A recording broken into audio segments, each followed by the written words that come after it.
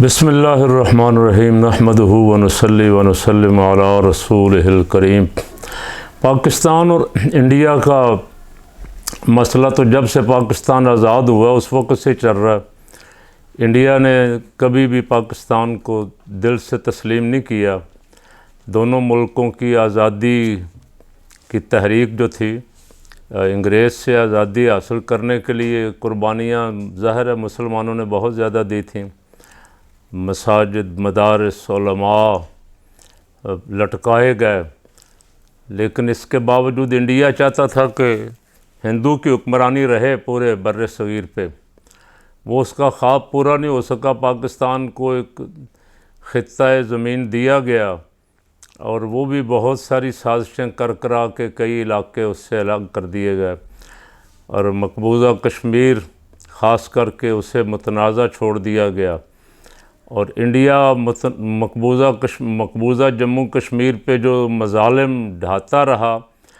पाकिस्तान की हुकूमतें अपनी अपनी सियासी मसलहतों के तहत उस पर कभी आवाज़ ज़ोर से उठा लेती थीं, कभी स्लो कर लेती थीं, कभी चुप कर जाती थीं। जब से हमने होश संभाला यही देख रहे हैं।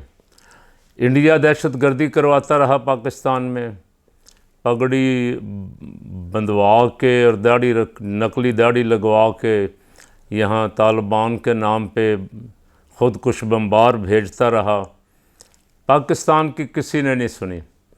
इंडिया ने बेपनाह मज़ालिम किए इंडिया में ईसाइयों पे, सिखों पे और दीगर मज़ाहिब के लोगों पे, लेकिन अमेरिका और बाकी अक़वाम आलम जो थी वो इंडिया को अपनी मंडी समझती थी तिजारती, इसलिए उन्होंने इंडिया के ख़िलाफ़ कभी भी 1948 से कश्मीर के हक़ में जो हक़ के खुद इरादियत का हक़ देने की करारदाद पड़ी हुई है उस पर आज तक अमल दरामद नहीं हो सका। अब जब कनाडा के साथ इंडिया का भड्डा पड़ा, इंडिया ने अपने खालिस्तान की तहरीक चलाने वाले सिख रहनुमाओं को कत्ल करवाना शुरू किया दूसरे ममालिक में जहां इस मामले में कवानीन बड़े सख्त हैं। तो अब फड्डा पड़ा उनके साथ, कनाडा के साथ, और इंडिया ने कनाडा और अमेरिका को धमकियां देनी शुरू की और अब तो मेरा ख़्याल है उनको भी समझ आ गई होगी कि इंडिया ने कनाडा के वज़ीर आज़म पे हीरोइन का इल्ज़ाम लगा दिया कि हमने 2 दिन उसको इसलिए रोका इंडिया में कि उनके जहाज़ से हमारे कुत्तों ने हीरोइन बरामद की थी। इस तरह के इल्ज़ाम अब बैनुल-अक़वामी बरादरी में बड़ी जग हंसाई इंडिया की हो रही है और अमेरिका और यूरोप के कुछ ममालिक, बरतानिया, न्यूज़ीलैंड, ऑस्ट्रेलिया और कनाडा इस वक्त अमेरिका भारत के आमने सामने। और भारत कि आप बदमाशी देखें कि ये शख्स जो खूनी आदमी है, मोदी, जो उन लोगों के सर पे बैठ के आया है जो इंडिया में मुसलमानों का, ईसाइयों का, बुद्ध मत वालों का और दीगर मज़ाहिब के लोगों का, सिखों का खून बहाने के दर पे रहते हैं हर वक्त। ISISR के कंधों पे बैठ के और बड़ी दहशतगर्द तंजीमों के, और मोदी की ख्वाहिश और कोशिश यही है फिर कि इलेक्शन से पहले पहले को किसी के साथ मेरा फड्डा पड़ जाए, मेरी बहादुरी के चर्चे हों ताकि मैं इलेक्शन जीत जाऊं फिर, और इलेक्शन जीत के फिर मोदी पाँव पड़ जाएगा अमेरिका के और कनाडा के। अब तक की जो सूरत हाल है, मैंने पहले भी एक दिन अर्ज़ किया था कि पाकिस्तानी क़यादत को, ख़ुसूसन वज़ारत ख़ारजा को इस वक्त जागना चाहिए था और इंडिया की दहशतगर्दी पूरी दुनिया देख रही है। अब इसे ज़रा और अयां करना चाहिए था। कनाडा के साथ तो खुल्लम खुल्ला अमेरिका के साथ भी फड्डा पड़ गया और ज़ाहिर है वो फिर किसी वक्त भी जब ये पाँव पड़ेगा तो फिर एक हो जाएंगे। लेकिन इन दिनों इसकी दहशतगर्दी, इसके वो झूठे दावे के पाकिस्तान की तरफ से हमारे यहाँ दरअंदाज़ी होती है, वो सारी दुनिया को दिखाने चाहिए थे कि ये कैसे कैसे झूठ के पलंदे बना के अपने हमसाया ममालिक पे थोपता है और फिर अपना मतलब निकालने के लिए दुनिया के सामने ख़ुद बड़ा अमन का अलंबरदार बनता है।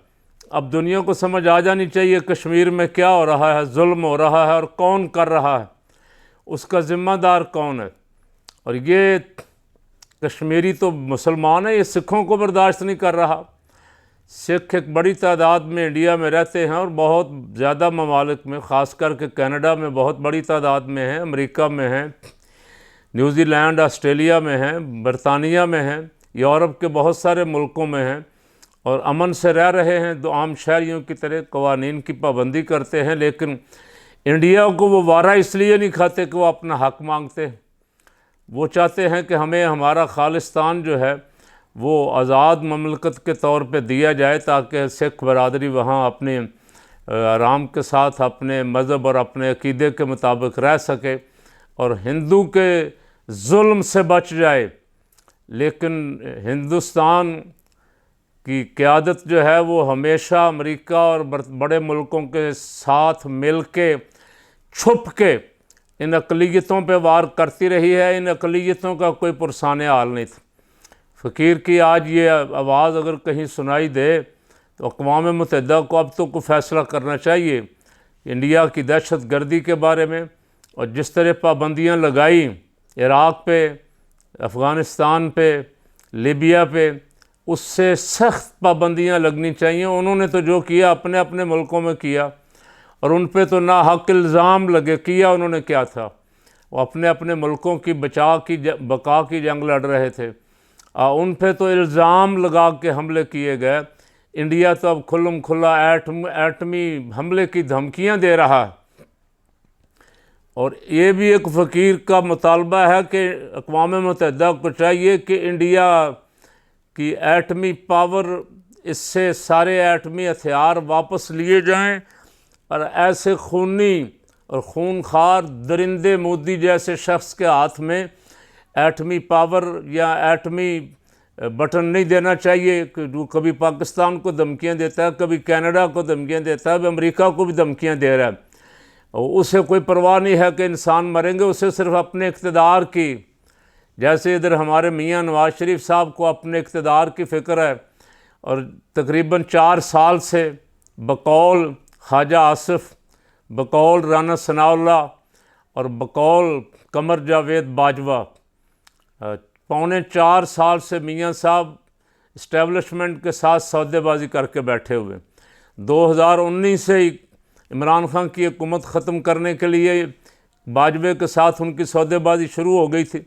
और ये तो सारे ही बता रहे हैं, उनके अपने एंकर बता रहे हैं, उनके अपने दोस्त बता रहे हैं कि मियाँ साहब ने नहा धो के गुस्ल करके खुशबू लगा के नए सूट पहन के जो बाजवे की एक्सटेंशन के लिए वोट दिया था वो इसी डील का नतीजा था। अब वो ख़ुद बोल रहे हैं।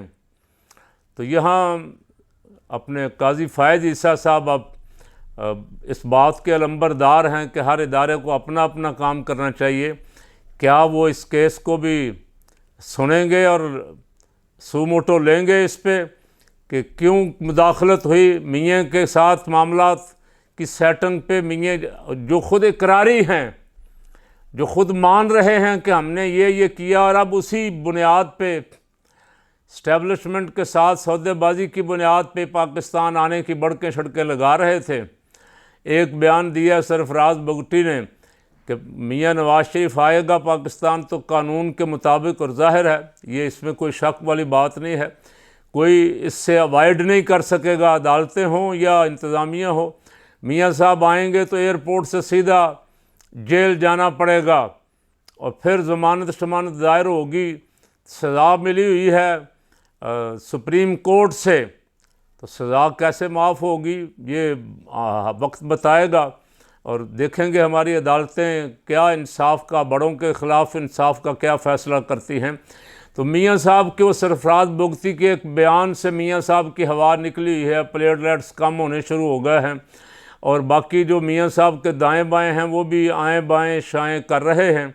मियाँ साहब अपने आने वाले दावों से और आने वाले ऐलान से फिर दोबारा भागने के लिए की तैयारी कर रहे हैं और जल्दी खबर आ जाएगी कि मियाँ साहब हाँ, अगर यहाँ सागडार के साथ और बाकी जो लीडर पाकिस्तान आ रहे हैं, नैब ने इनके साथ को अच्छा सलूक किया, इनके मुकदमात में पूछगिछ की और इनसे पैसे वापस लिए और जो कुछ बनता है इनका कानून के मुताबिक, उसके मुताबिक इनसे अमल किया, तो फिर तो सवाल ही पैदा नहीं होता कि मियाँ साहब कभी सोच भी जाएं पाकिस्तान आने का। और अगर मामला सेट हैं, इनके साथ नरमी हो गई, जैसे पहले आए थे शहबाज शफीक की हुकूमत में आए थे, छोड़ दिए गए थे, अगर उस तरह के मामले इनके साथ मिली भगत वाला हुआ तो फिर मियाँ साहब प्रोग्राम बनाएंगे कि पाकिस्तान चलना है कि नहीं चलना। उधर मोदी धोखा दे रहा है कौम को, पूरी दुनिया को, और इधर नवाज शरीफ और शहबाज शरीफ धोखा देने की कोशिश कर रहे हैं कौम को। लेकिन अल्लाह रब्बुल आलमीन मेहरबानी फरमाए, कौम अगर जाग गई तो इंशाअल्लाह इस दफ़ा किसी के धोखे में नहीं आएगी।